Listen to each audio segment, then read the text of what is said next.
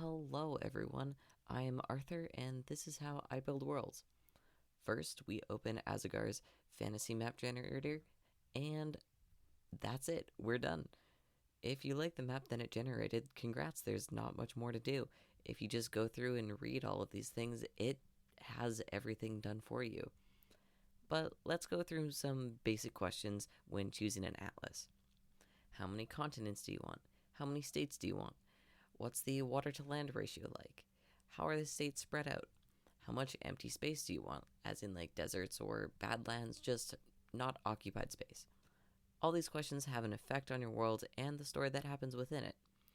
Under continent number, we have to think about transportation, trade, enemies, allies, the different races that are in the world, and where they come from. State number really determines how much work you want to do in terms of what kind of rulers, the enemies or allies, the trade and economy, the military, the religion of all of these states, because they'll probably all have different things. And next, the water to land ratio is really up to your preference. If you've got a lot of water ideas, like a pirate campaign or a pirate story, then maybe have more water. Or if you have a more land based story, have more land, have more continents. It's up to your preference.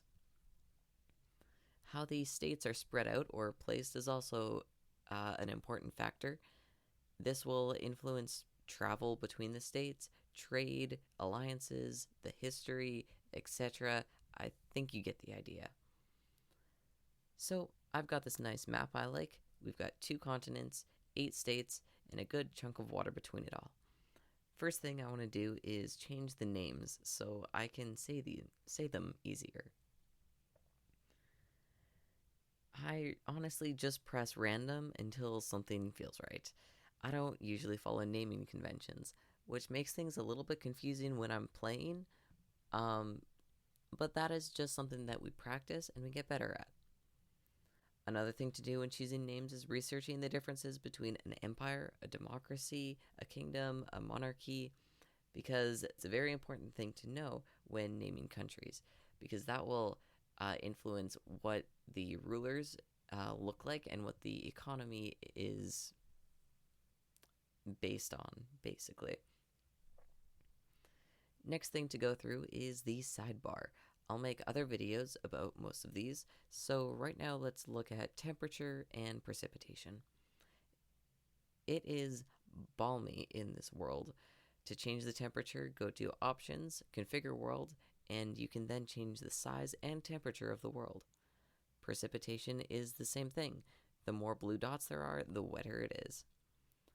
Both these things help when deciding what sort of plants and terrain that you want in your world, whether it's a more tropical place with lots of rain and lots of heat, or if it's a colder place with ice, because that's what happens in cold worlds. And that is it for creating an atlas, honestly. If you want to help build this world, please share your ideas in the comments or find me at the Happy Noodle on Tumblr. This world still needs a name, so give me suggestions. World building is a lot of work and a lot of fun, so the more people involved will make it that much easier and more interesting.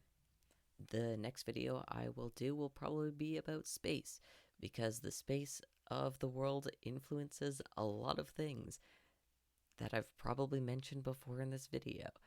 So, looking forward to seeing you all then.